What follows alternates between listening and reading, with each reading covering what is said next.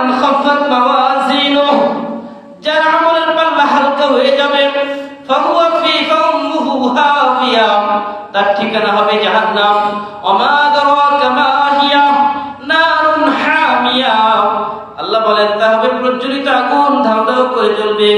যার আমলের পাল্লাটা হালকা হয়ে যাবে, আল্লাহ বলেন ওয়া আম্মা মান উতিয়া কিতাবাহু বিশিমালি, যার আমলের পাল্লা হালকা হয়ে যাবে, আল্লাহ তার আমলটা বাম হাতে ধরিয়ে দিবেন। মুফাসসিরিন ইকরাম বলেন বাম হাতটাকে আল্লাহ সিনার ভিতর দিয়ে বের করে পিছন দিক দিয়ে আল্লাহ বের করে দিবেন। আর যখন তার সিনাটা আল্লাহ তাআলা ভেদ করে পিছন দিক দিয়ে হাতটাকে বের করে দিবেন, তখন সে বলবে ফায়াকুল ইয়া লাইতানি লাম উতা কিতাবিয়া, সে বলবে হায় আফসোস, লাম উতা কিতাবিয়া, আজকের এই আমলনামা যদি আমার হাতের কাছে না আসতো, ওয়ালাম আদরি মা হিসাবিয়া, যদি হিসাবের সম্মুখীন না হতাম, ইয়া কালাইতাহা কানাতিল কাদিয়া, যদি মৃত্যুটা আমার চূড়ান্ত ফয়সালা হয়ে যেত, মা আগনা আন্নী মালিয়া, সে আফসোস করে বলবে আরে আমার দুনিয়ার ক্ষমতা কোথায় গেল, আজকে আমার এত কোটি কোটি সম্পদ টাকা কোথায় গেল, মা আগনা আন্নী মালিয়া, আমার সম্পদ আমাকে রক্ষা করতে পারলো না, আমার ক্ষমতা আমাকে রক্ষা করতে পারলো না, হালাকা আন্নী সুলতানিয়া, আমার ক্ষমতাই আমাকে ধ্বংস করে দিল, আমার এই ক্ষমতার কারণে আজকে আমি ধ্বংস হয়ে গেলাম। খুদু,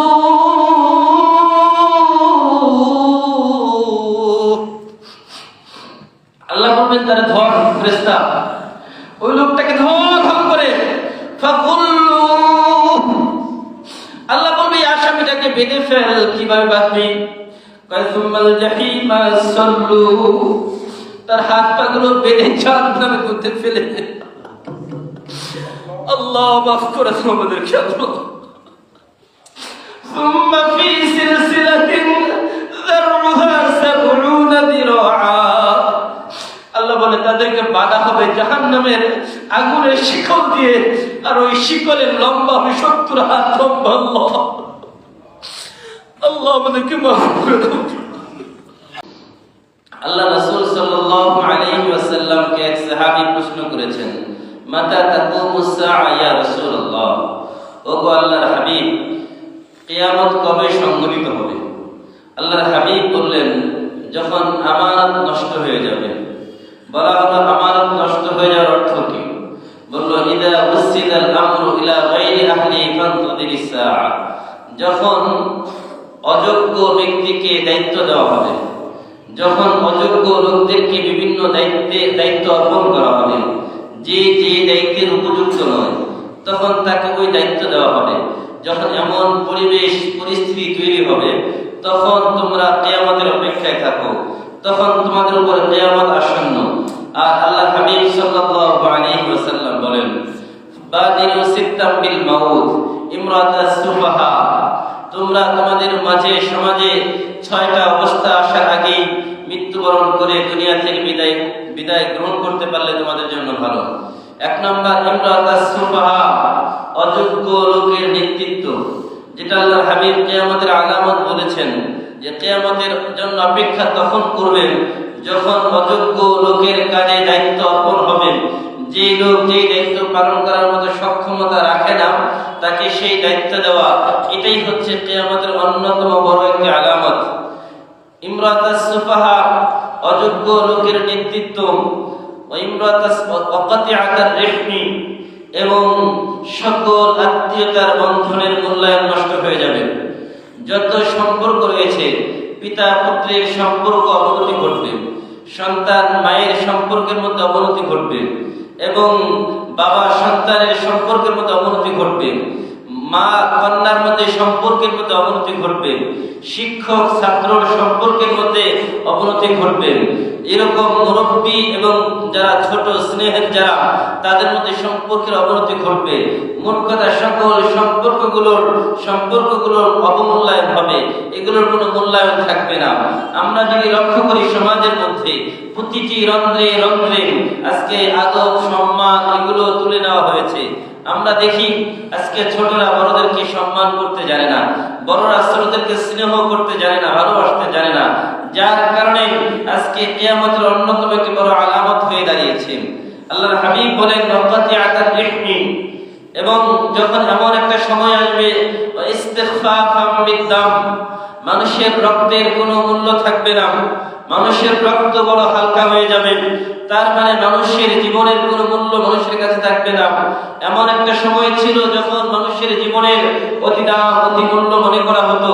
একটা এলাকায় একজন মানুষ যদি কোনোভাবে ইন্তেকাল করেছেন, তখন তাকে দেখার জন্য পুরো এলাকার মানুষ হুমড়ি খেয়ে পড়তেন।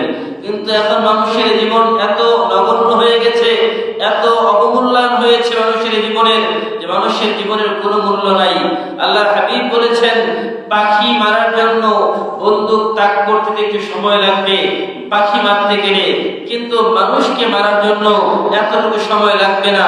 মানুষকে হাতের কাছেই গুলি করে করে তাদেরকে দুনিয়া থেকে বিদায় করে দেওয়া হবে, এত সহজ মনে করা হবে। অথচ আল্লাহর হাবিব বলেছেন মান আহইয়াহা ফাকান্নামা আহইয়ান নাস জামিআ। আল্লাহর হাবিব আল্লাহ পাক রব্বুল আলামিন পবিত্র কোরআনুল কারীমের মধ্যে ইরশাদ করেন মানুষের জীবনের মূল্য কত, মানুষের জীবনের মূল্য কত। যদি গোটা পৃথিবীর সকল কিছুকে এক জায়গায় রেখে এটার দাম নির্ধারণ করা হয়, আর একজন মানুষের জীবনের মূল্য যদি দাম নির্ধারণ করা হয়, গোটা পৃথিবী সাত আসমান জমিন সহ সব কিছুর মূল্য আল্লাহর বান্দা যারা রয়েছে মানুষের জীবনের কাছে একদম তুচ্ছ নগণ্য, আল্লাহর কাছে একজন মানুষের জীবনের দাম এত বেশি। অথচ আমাদের কাছে আজকে মানুষের জীবনের কোনো মূল্য নাই, মানুষের জীবনের কোনো নিরাপত্তা নাই, কিচ্ছু নাই। মানুষের জীবন যেভাবে ইচ্ছা সেভাবে, যে ইচ্ছা সেভাবে নিয়ে নিচ্ছেন। আল্লাহর হাবিব বলেন ওয়াইস্তিগফাফাম বিদ্দাম ওয়াকাতিআতার রিহমি, এবং চতুর্থ আল্লাহর হাবিব বলেন এমন একটা সময় আসবে যেই সময় গায়ক গায়িকা নায়ক নায়িকা যারা সেলিব্রিটি নিজেদেরকে মনে করে ওই মানুষগুলো সমাজের নেতৃত্বে চলে আসবে, সমাজের নেতৃত্বের আসনে চলে আসবে। আর নেতৃত্বের আসনে আসার কারণে সমাজের মধ্যে ইসলাম নামক বটবৃক্ষের মূলে আর ইসলাম থাকবে না।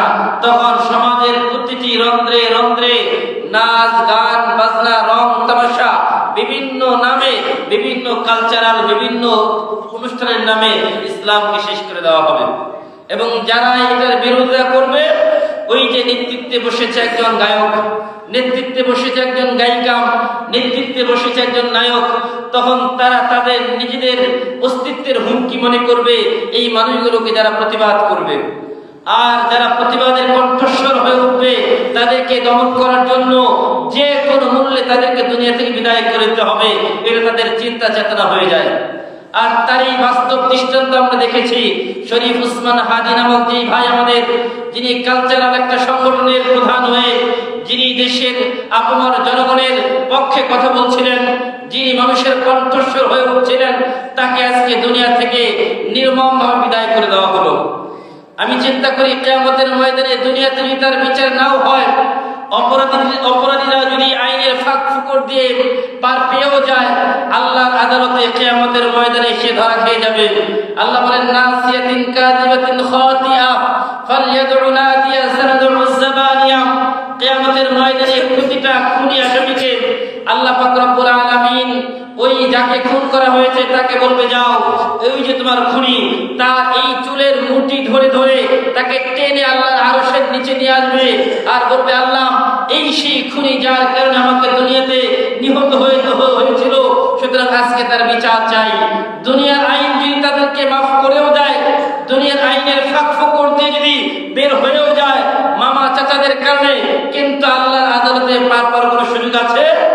কোনো সুযোগ নাই। এজন্য আল্লাহ বলেছেন ওমা কানা লিল মুমিনিন আন ইয়াকতুলা মুমিনান ইল্লা খাতাআ ওয়া মান কাতালা মুমিনান খাতাআন ফাতাহরির রাকাবা। যদি কেউ অনিচ্ছায় ভুলে যদি কেউ কাউকে হত্যা করে এটার মাফ হতে পারে, কিন্তু যদি কেউ কাউকে ইচ্ছাকৃতভাবে হত্যা করে তার শাস্তি হচ্ছে ফাজাযাউহু জাহান্নাম খালিদিনা ফিহা, চিরকাল সে জাহান্নামের আগুনে জ্বলবে। আল্লাহ তার উপর রাগান্বিত হবেন, ওয়া লাআনাহু সুতরাং এই লোকটা আল্লাহর ক্রোধে আল্লাহর রাগে গুসায় সে বশীভূত হয়ে যাবে। এমন একটা অপরাধ, কিন্তু বড় আফসোস, মানুষের জীবনের কোনো মূল্য নাই আমাদের কাছে। আজকে অযোগ্য লোকদের কাছে বিভিন্ন নেতৃত্ব চলে যাচ্ছে, আর যার কারণে দুনিয়ার কিয়ামত সংগঠিত হওয়ার যত কাছে আসতেছে সময়।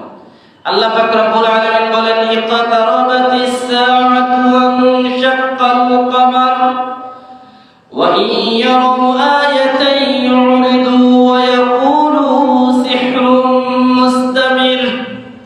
ইকতারাবাতিস সাআ, কিয়ামত খুব কাছে।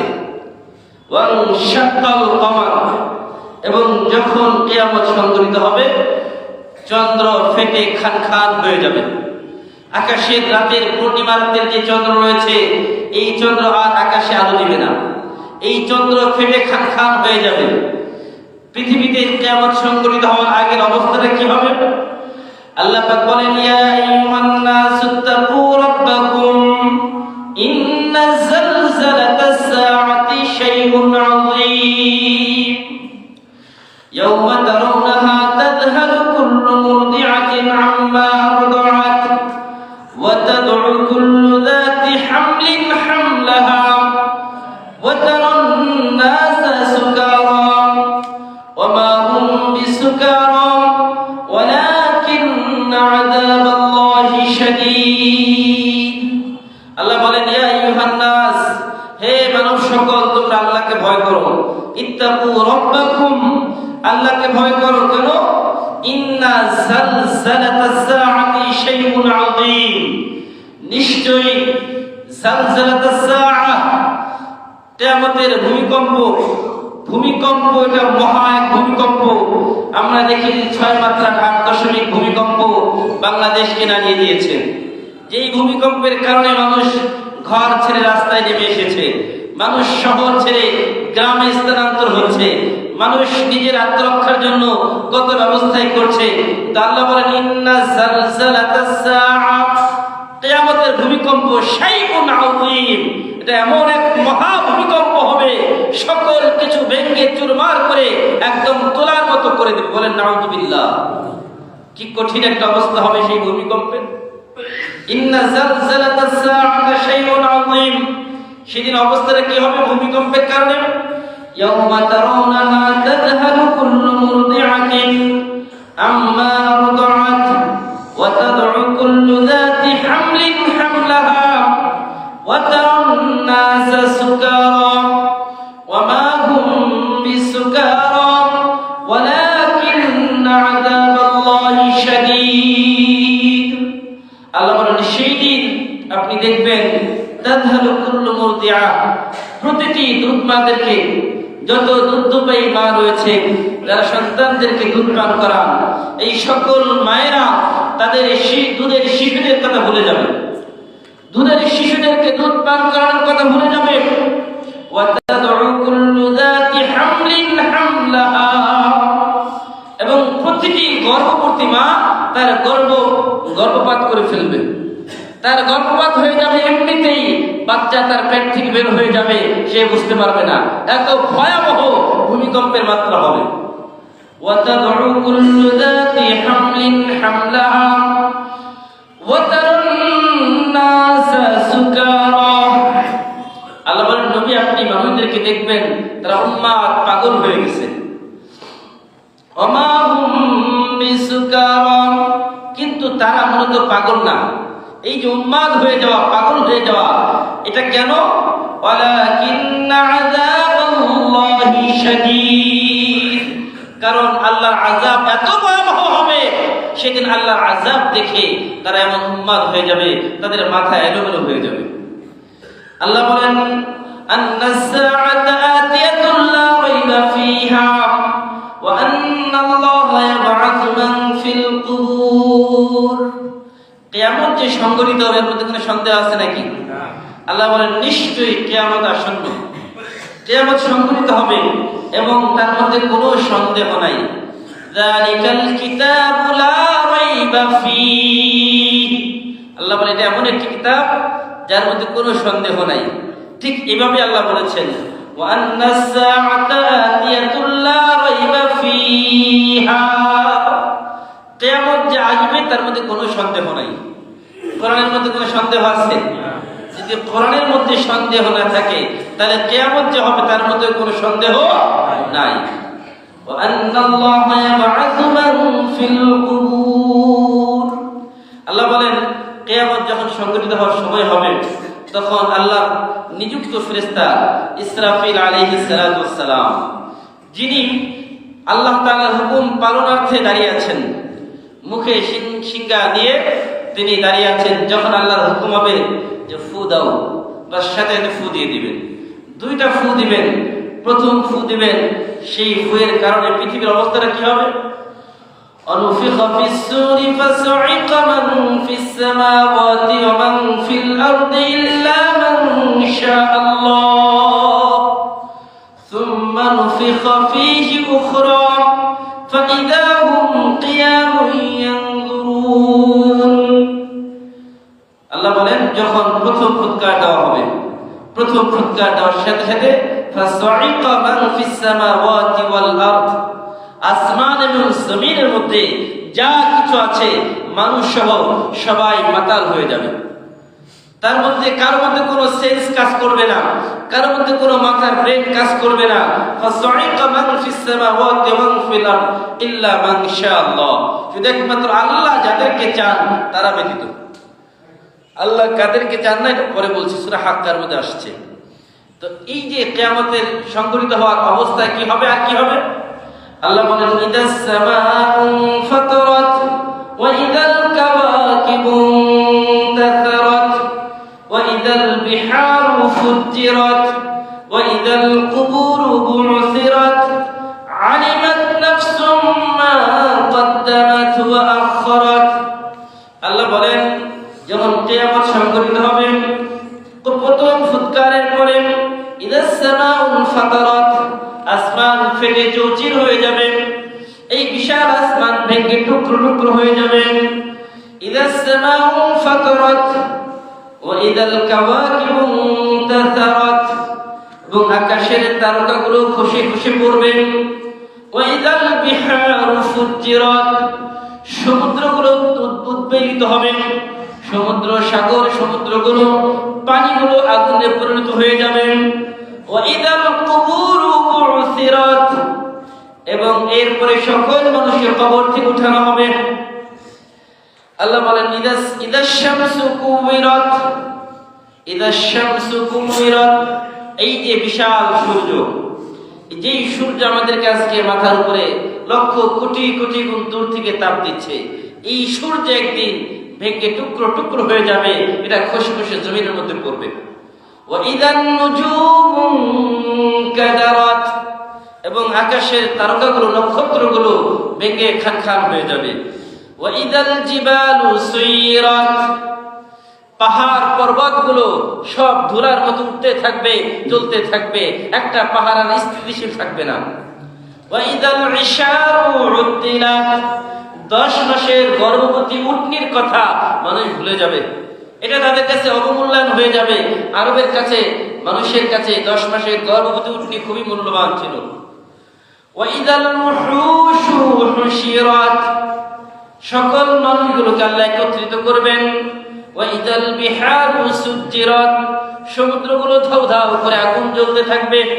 আমরা পৃথিবীর বিভিন্ন জায়গায় দেখি এখন এই যে লাভা, অগ্নিগিরি, বিভিন্ন জায়গায় আমরা দেখি এগুলো স্ফুলিঙ্গ বের হয়ে যায়। তো কিয়ামতের আগে পুরা পৃথিবীর যত সাগর নদী নালা আছে সব এগুলো আগুনে পরিণত হয়ে যাবে। ওয়া ইদান নুফুসু যুইজাত, আল্লাহ রাব্বুল আলামিন বলেন ইদাস সামাউ শাক্কাত, আকাশ ভেঙে টুকরো টুকরো হয়ে যাবে, খান খান হয়ে যাবে। ওয়া আযিনাত লিরাব্বিহা ওয়া হুক্কাত, এবং তার রব যে কথা বলেন আসমানকে সেটাই করবেন।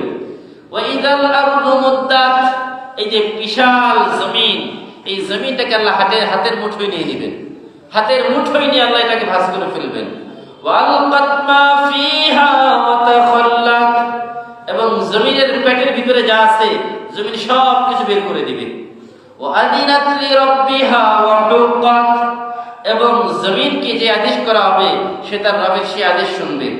ইয়া আইয়ুহাল ইনসান ইন্নাকা কাদিহুন ইলা রাব্বিকা কাদহান ফামুলাকি।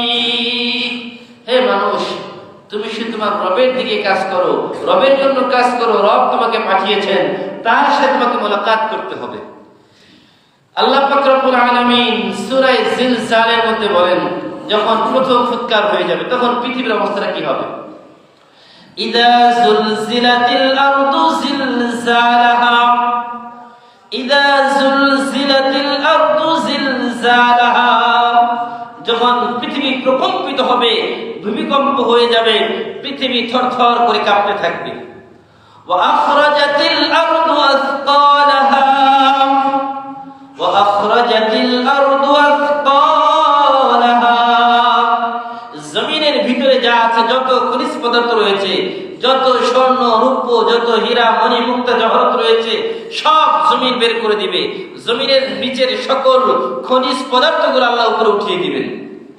ওয়া আখরাজাতিল আরদু আসকালাহা ওয়া ক্বালাল ইনসানু মা লাহা।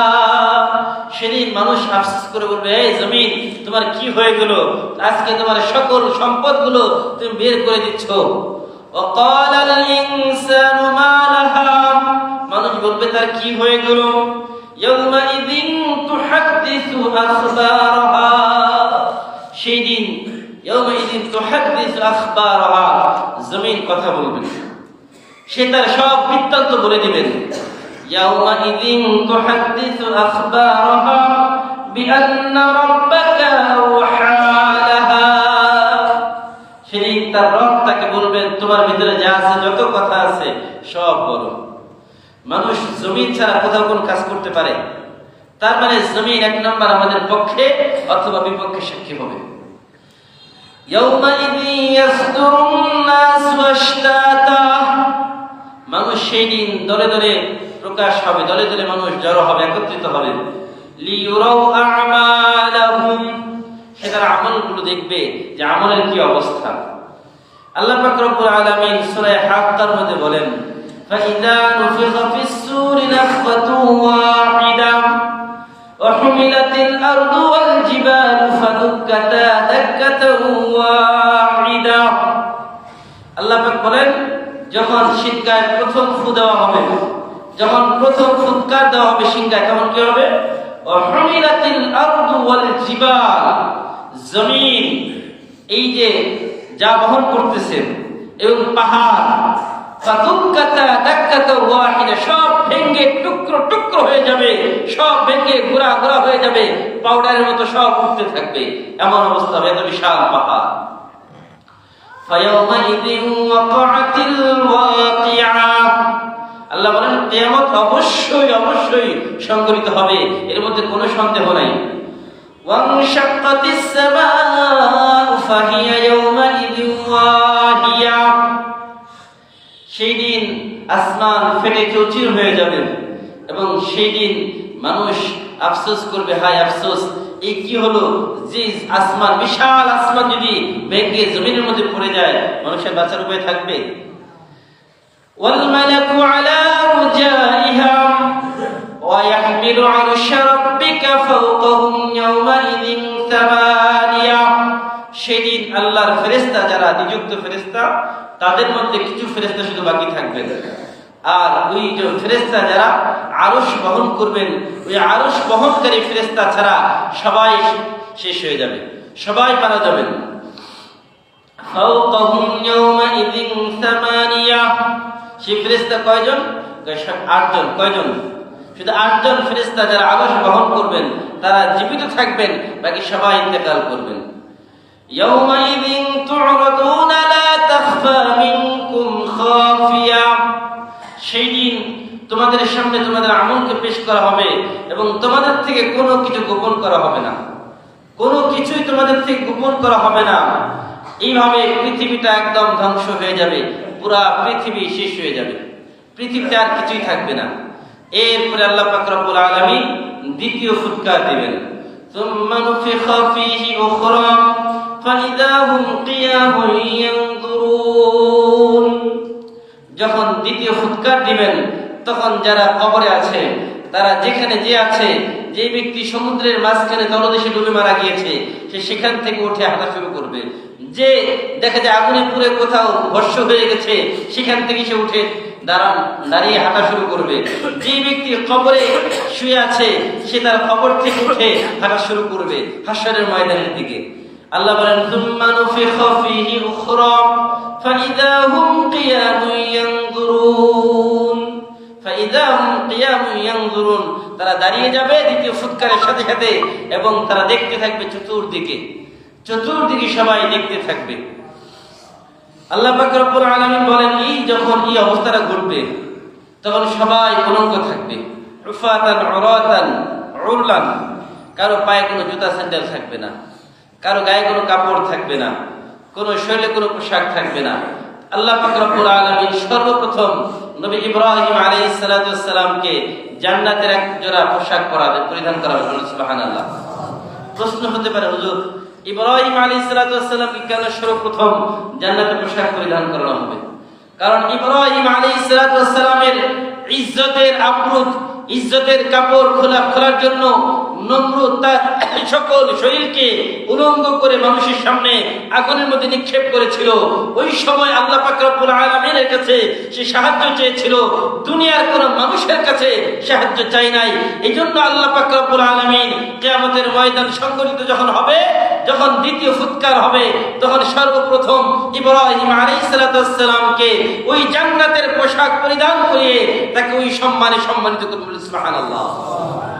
এরপরে আমাদের প্রিয় নবী সাল্লাল্লাহু আলাইহি ওয়াসাল্লামকে পোশাক পরিধান করানো হবে, করিয়ে সবাই হাশরের ময়দানের দিকে চলবে। আর যখন মানুষ হাশরের ময়দানের দিকে চলবে, তখন অবস্থাটা কি হবে? মানুষ হাশরের ময়দানের অবস্থা, আল্লাহ হাবিব সাল্লাল্লাহু আলাইহি ওয়াসাল্লাম বলেন, এই কঠিন একটা অবস্থা হবে সেখানে পুরা পৃথিবীটা এখন সমতল হয়ে গেছে। যত পাহাড় পর্বত নদী নালা খাল বিল ছিল সব এখন সমতল, আর কোথাও উঁচু নিচু নাই, সব এক হয়ে গেছে। এখন হাশরের ময়দানের মাঠ, বিচারের মাঠ হবে সিরিয়া। ওই সিরিয়ার প্রান্ত, এটা হবে মূল কেন্দ্র বিচারের। ওই জায়গায় আল্লাহ পাক রব্বুল আলামিনের আরশ থাকবেন। আল্লাহ পাক রব্বুল আলামিন তার বিচারের কার্যক্রম শুরু করবেন। কিন্তু গোটা পৃথিবীটাকে, বিচারের মাঠটাকে আল্লাহ তাআলা, নিচের জমিন থাকবে না, সব তামায় পরিণত হয়ে যাবে। কিভাবে বলতো? তামা। এখন বলেন, আল্লাহ পাক রব্বুল আলামিন মানুষের মাথার উপরে আবার সূর্যকে আল্লাহ তাআলা আবার সৃষ্টি করবেন। সূর্য এবার মানুষের মাথার কাছাকাছি চলে আসবে, মাথার একদম কাছে এসে মানুষকে তার মুখ দিয়ে তাপ দেওয়া শুরু করবে।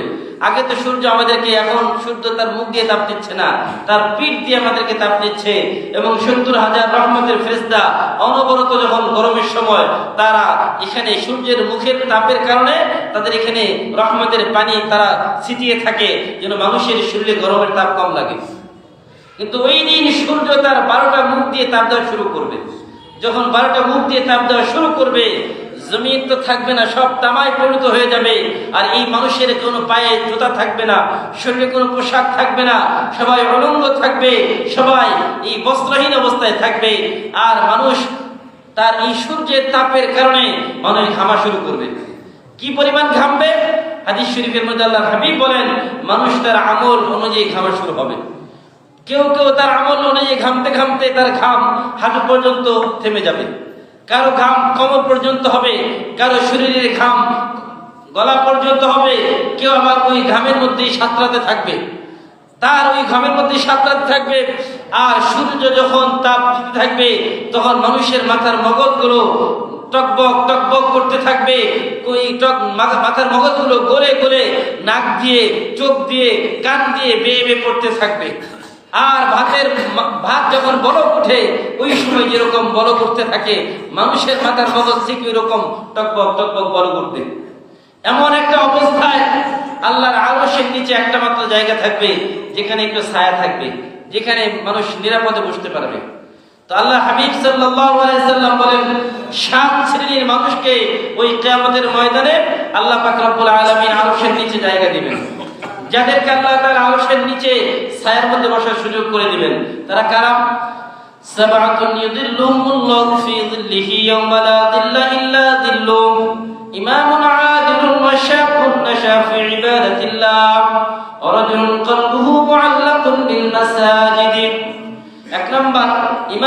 আদিলুন, ন্যায় পরায়ণ শাসক, ন্যায় পরায়ণ শাসক।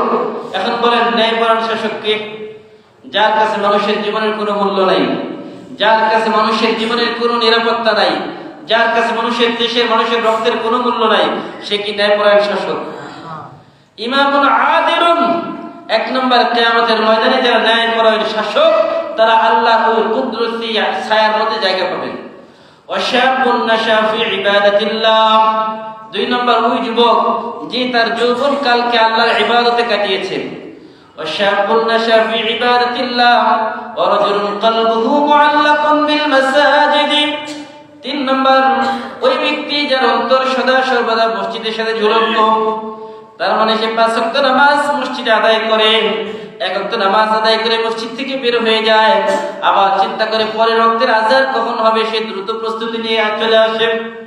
ওয়ারাজুলুন কলবুহু মুআল্লাকুন বিল মাসাজিদ ওয়ারাজুলানি তাহাব্বা ফিল্লাহি ইজতামা আলাইহি ওয়া তাফাররাকা আলাইহি, 4 নম্বর এক ব্যক্তি আরেক ব্যক্তিকে ভালোবাসে আল্লাহর জন্য, এক ব্যক্তি আরেক ব্যক্তির সাথে সম্পর্ক ছিন্ন করে আল্লাহর জন্য। তার মানে দুনিয়াতে কেউ কাউকে বন্ধু বানাবে আল্লাহর জন্য, দুনিয়াতে কেউ কাউকে ঘৃণা করবে আল্লাহর জন্য।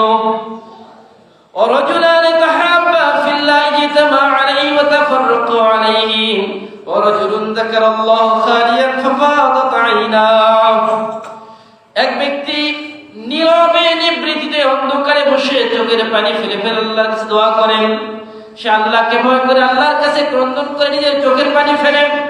ওয়ারাজুলুন দাআতহু ইমরাতুন যাতু মানসাবিন ওয়া জামালিন, এক ব্যক্তি যুবক তোমাকে কোন সুন্দরী রমণী ডাকে নিজেকে কাছে পাওয়ার জন্য, তার নিজের মনের চাহিদা পূরণের জন্য, তোমাকে কাছে পাওয়ার জন্য কোন নারী কোন রমণী তোমাকে কাছে পাওয়ার জন্য ডাকে যে আমার কাছে আসো, সে বংশীয় সুন্দরী এবং তার মান মর্যাদা অর্থবিত্তের কোনো অভাব নাই, তখন যদি কোনো ব্যক্তি বলতে পারে ফাকারাত ইন্নী আখাফুল্লাহ, আমি আমার আল্লাহকে ভয় করি, আর ওই মেয়ের কাছে যাওয়া থেকে যদি নিজেকে বিরত রাখতে পারে, কিয়ামতের ময়দানে আল্লাহ পাক রব্বুল আলামিন এই মানুষকে আল্লাহর আরশের নিচে জায়গা করে দেবে। সুবহানাল্লাহ।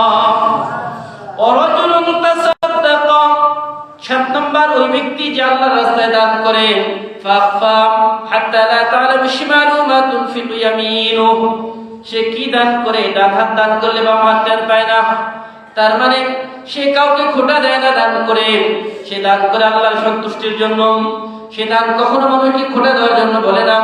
যদি মানুষকে খোটা দিয়ে দেয় আল্লাহ পাক রব্বুল আলামিন বলেন এই ব্যক্তির দানের কোনো সওয়াব সে পাবে না, এবং কিয়ামতের ময়দানে এই খোটা দেওয়ার কারণে সে জাহান্নামে যাবে। এইজন্য দান করে খোটা দেওয়া যাবে নাকি? তাহলে 7 ব্যক্তি যারা আল্লাহর আরশের নিচে জায়গা পাবে, আল্লাহ তাআলা আমাদেরকে তার মধ্যে কবুল করবেন, আমিন। ভাই আমার, এই যে আরশের ময়দানে এইভাবে চলতে থাকবে কত বছর? 500 বছর। এইভাবে চলতে থাকবে, থাকতে থাকতে এবার মানুষ বলবে চলো না আমরা একটু বিচার আল্লাহর কাছে বলি যে আল্লাহ বিচারটা শুরু করেন। বিচার শুরু করার জন্য মানুষ দলে দলে আদম সফিউল্লাহর কাছে যাবেন।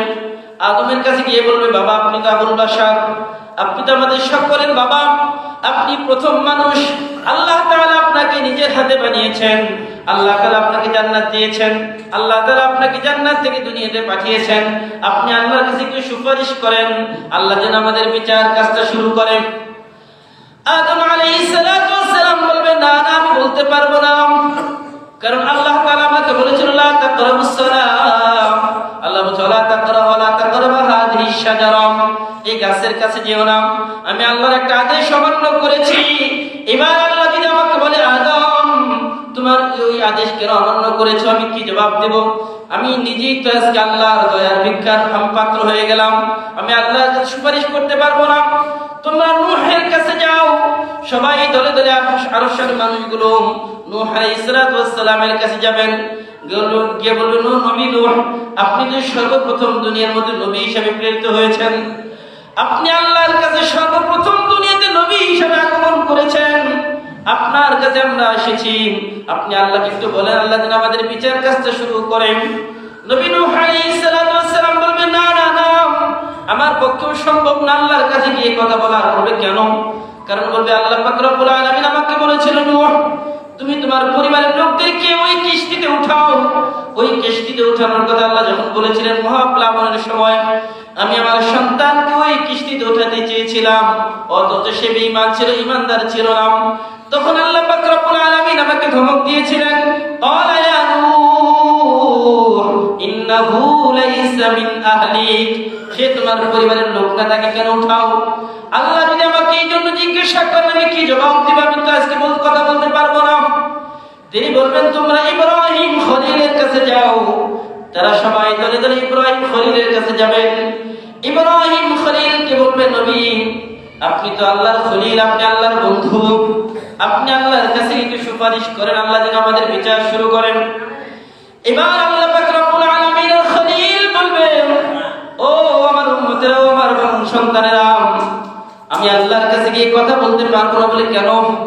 কারণ আল্লাহ পাক রব্বুল আলামিন আমাকে যদি বলেন, ইব্রাহিম ওই যে তুমি তো অসুস্থ ছিলে না, যখন তোমার গোত্রের লোকেরা তোমাকে গিয়ে বলেছিল চলো সবাই মেলায় যাই, তুমি বলেছিলে ইন্নী সাকিম, আমি অসুস্থ, অথচ তুমি তো অসুস্থ ছিলে না।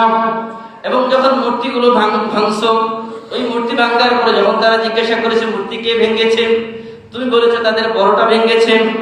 আল্লাহ যদি আমাকে জিজ্ঞাসা করে তুমি কেন এরকম কথা বললা, তুমি তো নিজেই এই কাজ করেছো, তখন আমি আল্লাহর কাছে কি জবাব দিব? আমি আজকে কোনো কথা বলতে পারবো না। তোমরা যাও, আমার কাছে না এসে মুসার কাছে যাও। মুসা হচ্ছেন মুসা কালিমুল্লাহ, যিনি আল্লাহর সাথে ডাইরেক্ট কথা বলতেন না। ওয়া কাল্লামাল্লাহু মুসা তাকলিমা রুসুলাম মুবাশশিরিনা ওয়া মুনযিরিন। মুসা আলাইহিস সালাম ডাইরেক্ট আল্লাহর সাথে কথা বলতেন। তবে সবাই দলে দলে মুসা আলাইহিস সালামের কাছে যাবেন। মুসা নবীর কাছে যাওয়ার পর বলবেন, মুসা আপনি আল্লাহর কাছে একটু সুপারিশ করেন, আল্লাহ যেন বিচারটা শুরু করে। এবার মুসা আলাইহিস সালাম বলবেন যে আমার পক্ষে সম্ভব না। তিনি অজুহাত পেশ করবেন। কেন? বলবে এই যে কিপ্তি বংশের ফেরাউনের এক বংশের এক লোককে আমি এক থাপ্পড় দিয়েছিলাম শাসন করার জন্য, এক থাপ্পড়ে ওই বেটা জমিনের মধ্যে পড়ে মারা গেছে। তা থাপ্পড়ের ওজনটা কেমন ছিল চিন্তা করেন, এক থাপ্পড়ে শেষ। তিনি বললেন, আল্লাহ যদি আমাকে বলে মুসা কেন মারলা, কি জবাব দিব? উপায় আছে? আজরাইল আসছে মুসা আলাইহিস সালামের কাছে, চলেন, আর থাকার সময় নেই। কারে তুমি যে আসছো আমার কাছে সালাম দিছো, জবাব দিছো, উত্তর আমার কাছে জিজ্ঞাসা করছো, জিজ্ঞাসা করো নাই কেন? এমন থাপ্পড় দিছে আজরাইলের চোখ উঠায় ফেলছে। এত রাগ ছিল মুসা আলাইহিস সালামের। তিনি যখন রাগ হতেন, আমাদের এই যে পশম আছে, এই পশমের গোড়া থেকে আগুনের ফুলকি বের হতো, এবং এই পশমগুলো কাপড় ভেদ করে বাহিরে বের হয়ে যেত, এত রাগ ছিল তার। তো মুসা আলাইহিস সালাম যখন তাকে বলা হবে আপনি আল্লাহর কাছে সুপারিশ করেন একটু, বললো যে না, আমার পক্ষেও সম্ভব না। এবার তিনি বলবেন তোমরা ঈসার কাছে যাও। সবাই মিলে ঈসা আলাইহিস সালামের কাছে যাবে। তিনি বলবেন আপনি তো আল্লাহর কুদরত, আল্লাহ তাআলা আপনাকে নিজে দুনিয়াতে পাঠিয়েছেন আপনার মায়ের মাধ্যমে, আপনি একটু আল্লাহকে বলেন আল্লাহ যেন আমাদেরকে মাফ করে দেয়, আল্লাহ আমাদের যেন বিচারটা শুরু করে। তিনি বলবো যে না, আমার পক্ষে সম্ভব না। বলবে কেন? বললো আমি তো আমার উম্মতকে রেখে আল্লাহর কাছে বলেছিলাম আল্লাহ আমাকে উঠায় নাও। আল্লাহ তাআলা আমাকে আসমানে উঠিয়ে নিয়েছেন, দ্বিতীয় আসমানে এখনো আছেন। এখন আল্লাহ যদি আমাকে জিজ্ঞাসা করেন তাহলে আমি উত্তর দিতে পারবো না, কেন করলাম, আমার উম্মতকে রেখে কেন আসলাম। তো এই জন্য সকল নবীরা শুধু নাফসি নাফসি বলবে। ওই সময় সকলে মিলে বলবে, শোনো একটা পরামর্শ তোমাদেরকে দেই, যে আমি তো পারবো না, কেউ পারবে না। আজকের এই কঠিন ময়দানে একজন মাত্র মানুষ পারবেন, যিনি হচ্ছেন সাইয়্যিদুল মুরসালিন, রাহমাতুল লিল আলামিন, সাইয়্যিদুস সাকলাইন, নবী কাউসার, নবী মুহাম্মদুর রাসূলুল্লাহ। সকলে বলি সাল্লাল্লাহু আলাইহি ওয়াসাল্লাম। সকলেই মিলে নবীর কাছে যাবেন, গিয়ে দেখবেন নবী আরশের পাশে তিনি সিজদায় পড়ে শুধু ইয়া উম্মতি ইয়া উম্মতি ইয়া উম্মতি বলে কান্না করছেন। যখন এই অবস্থায় উম্মতের অবস্থা দেখবেন, সকল উম্মতের অবস্থা দেখে নবীকে যখন বলা হবে নবী আপনি আল্লাহর কাছে একটু বলেন, আল্লাহ যেন বিচার শুরু করেন। নবী আলাইহিস সালাতু ওয়াস সালাম মাথা উঠাবেন, মাথা উঠিয়ে তিনি এবার আল্লাহর আরশের কাছে যাবেন। গিয়ে যখন বলবেন আল্লাহ আপনি এবার আমার উম্মতগুলোর বিচার শুরু করেন, আল্লাহ পাক রব্বুল আলামিন বলবেন নবী আপনি আপনার আসন গ্রহণ করেন। আল্লাহ পাক রব্বুল আলামিন মাকামাম মাহমুদা, প্রশংসিত স্থানে আল্লাহর নবীকে বসাবেন। নবীকে যখন বলা হবে নবী আপনি আপনার আসন গ্রহণ করেন, নবী বলবেন যে না না, আমি তো ওই আসনে বসতে পারবো না, যদি একবার বসে যাই তাহলে আর উঠতে পারবো না। এই জন্য নবী চিন্তা করলেন যে কি করা যায়। ওই কিয়ামতের ময়দানে নবী তার হাতটাকে আল্লাহর কথা মানার জন্য রেখে দিবেন। আল্লাহ বলবেন আল্লাহ আমি আমার হাতটাকে আপনার কথা মানার জন্য আপনার আরশের এই মাকাম মাহমুদের মধ্যে রেখে দিলাম। এবার বিচার শুরু হবে। বিচার যখন শুরু হয়ে যাবে, মানুষ দলে দলে কেউ জান্নাতে যাবে, কেউ জাহান্নামে যাবে। আল্লাহ বলেন ফারিকুম ফিল জান্নাতি ওয়া ফারিকুম ফিস সাঈর, ফারিকুম ফিল জান্নাতি ওয়া ফারিকুম ফিস সাঈর। একদল জান্নাতে যাবে আর একদল জাহান্নামে যাবে। ওয়া নাদউল মাওয়াজিনাল কিসত লিয়াউমিল কিয়ামাতি ফালা তুযলামু নাফসুন শাইআ। আল্লাহ পাক রব্বুল আলামিন ওই দিন মিজানের পাল্লা আল্লাহ কায়েম করবেন। আল্লাহ তাআলা ইনসাফের পাল্লা কায়েম করবেন। ওই পাল্লার মধ্যে আল্লাহ মানুষের আমলকে ওজন করবেন।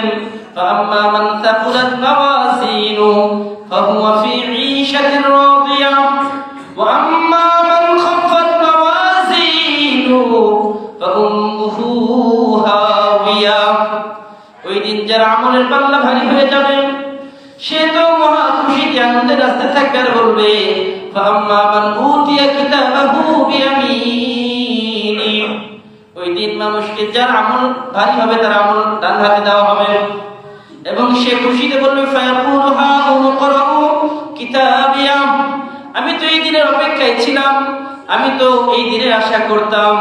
ইন্নী যানানতু আন্নী মুলাকিন হিসাবিয়া। আমি জানতাম একদিন আমার রবের সাথে আমাকে মুলাকাত করতে হবে। ফাহুয়া ফি ঈশাতির রাদিয়া। এবং সে খুশিতে থাকবে, আনন্দে থাকবে। ফি জান্নাতিন আলিয়া। উঁচু উঁচু জান্নাতের মধ্যে কুতুফুহা দানিয়া। ওই দিন আল্লাহর জান্নাতের সকল নিয়ামতগুলো তার কাছাকাছি হয়ে যাবে। কুলু ওয়াশরাবু হানিআম বিমা আসলাফতুম ফিল আইয়ামিল খালিয়া। আল্লাহ বলবেন খাও পান করো, দুনিয়াতে অনেক কষ্ট করেছো, অনেক ত্যাগ স্বীকার করেছো, ইসলামের জন্য অনেক ত্যাগ স্বীকার করেছো, জেল জুলুম অন্যায়ের শিকার হয়েছো, এরপর ইসলাম থেকে নিজেকে দূরে সরাও নাই। কুলু ওয়াশরাবু হানিআম বিমা আসলাফতুম ফিল আইয়ামিল খালিয়া। দুনিয়াতে যত কষ্ট করেছো তার বিনিময় হিসেবে আজকে তুমি পান করো, সুখে থাকো। এরপর আল্লাহ পাক রব্বুল আলামিন বলেন ফাম্মা মান খাফফাত মাওয়াজিনুহু। যার আমলের পাল্লা হালকা হয়ে যাবে ফাহুয়া ফি ফাউম্মুহু হাওিয়া। তার ঠিকানা হবে জাহান্নাম। ওমা আদরাকা মা হিয়া নারুন হামিয়া। আল্লাহ বলেন তা হবে প্রজ্বলিত আগুন, ধাউ ধাউ করে জ্বলবে। যার আমলের পাল্লাটা হালকা হয়ে যাবে আল্লাহ বলেন ওয়া আম্মা মান উতিয়া কিতাবাহু বিশিমালি। যার আমলের পাল্লা হালকা হয়ে যাবে আল্লাহ তার আমলটা বাম হাতে ধরিয়ে দিবেন।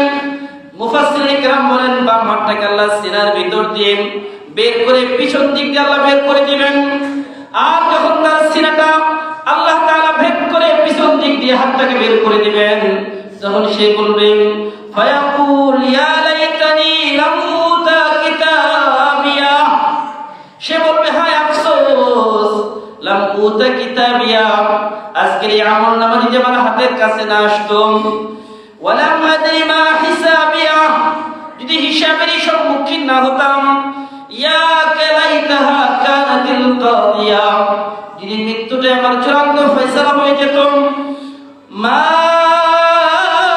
আগনা আন্নী মালিয়া, সে আফসোস করে বলবে আরে আমার দুনিয়ার ক্ষমতা কোথায় গেল, আজকে আমার এত কোটি কোটি সম্পদ টাকা কোথায় গেল। মা আগনা আন্নী মালিয়া, আমার সম্পদ আমাকে রক্ষা করতে পারলো না, আমার ক্ষমতা আমাকে রক্ষা করতে পারলো না। হালাকা আন্নী সুলতানিয়া, আমার ক্ষমতাই আমাকে ধ্বংস করে দিল। আমার এই ক্ষমতার কারণে আজকে আমি ধ্বংস হয়ে গেলাম। খুদু,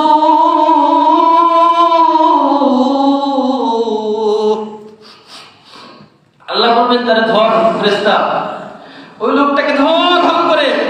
ফাকুল্লু, আল্লাহ বলবে আসামিটাকে বেঁধে ফেল। কিভাবে বাঁধবি? কয় সুম্মাল জাহিমা সাল্লু, তার হাত পাগুলো বেঁধে জাহান্নামের মধ্যে ফেলে দেন। আল্লাহ মাফ করে দাও আমাদেরকে আল্লাহ। ثم في سلسلة ذرعها 70 ذراعا, আল্লাহ বলে তাদেরকে বাঁধা হবে জাহান্নামের আগুনের শিকল দিয়ে, আর ওই শিকলের লম্বা হবে 70 হাত লম্বা। আল্লাহ আল্লাহ আমাদেরকে মাফ করে দাও। ثم في سلسلة ذرعها 70 ذراعا ইন্নাহু ফাসলুকুহ, আল্লাহ বলবেন তাদেরকে জাহান্নামের মধ্যে ফেলে রাখো। ফালাইসা লাহুল ইয়াওমা হাহুনা হামীম, আল্লাহ বলবে আজকে কোনো বন্ধু এখানে পাবে না, কোনো বন্ধু নাই আজকে, আজকে কেউ কার কোনো কাজে আসবে না। ফালাইসা লাহুল ইয়াওমা হাহুনা হামীম ওয়ালা তুআমুন ইল্লা মিন গিসলিন।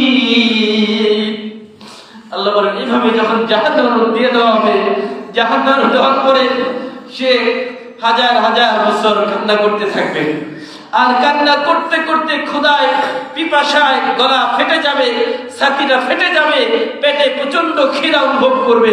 আল্লাহ কি বলবে, আল্লাহ একটু পানি দেন, একটু পানি দেন। এভাবে 70,000 বছর পার হয়ে যাবে। এবার আল্লাহ তাদেরকে পানি দিবেন। কেমন পানি? আল্লাহ বলেন ওয়ালা তুআমুন ইল্লা মিন গিসলিন, এমন পানি যে পানি ফুটন্ত পানি, মানুষের শরীরে পুষ, গায়ে পুষ হয়, ওই পুষ গুলো আল্লাহ গলিয়ে গলিয়ে ফুটন্ত করে আল্লাহ তাআলা এগুলো তাদেরকে খাওয়ার জন্য দিবেন। আল্লাহ এভাবে যখন তার গলা সব নারীগুলো ছিঁড়ে যাবে, তখন আবার সে খাবারের জন্য চিৎকার করতে থাকবে। হাজার হাজার বছর পার হয়ে যাবে, আল্লাহ তাদের খাবারের ব্যবস্থা করবেন। কি খাবার দিবেন জানেন? আল্লাহ বলে লাকিলুনা মিন শাজারিন মিন যাকুম, তাদেরকে খাবার দিব যাকুম নামক গাছ থেকে ফল। এই যাকুম নামক ফল তাদের খাবার দিব। এই যাকুম ফলটা কেমন হবে? আল্লাহর হাবিব বলেন এটার চতুর্দিকে শুধু মোটা মোটা গাছ, গাছের মধ্যে যে বেল গাছের যে রকম কাঁটা থাকে, ওই রকম ফলের চতুর্দিকে শুধু কাঁটা থাকবে। কিন্তু মানুষ জাহান্নামীগুলো ক্ষুধায় কাতর হয়ে ওই কাঁটাওয়ালা ফলগুলো খাওয়া শুরু করবে, আর খেতে খেতে তাদের গলায় আটকে যাবে। আর গলায় আটকানোর কারণে আবার পানির জন্য চিৎকার করতে থাকবে। হাজার হাজার বছর পার হয়ে যাবে, এইভাবে আল্লাহ তাদেরকে আবার ফুটন্ত পানি দিবেন। আল্লাহ লা ইয়াকুলুহু ইল্লাল খাতিউন, আল্লাহ বলে যারা অপরাধী তারা একমাত্র এটা খাবে, অন্য কেউ খাবে না।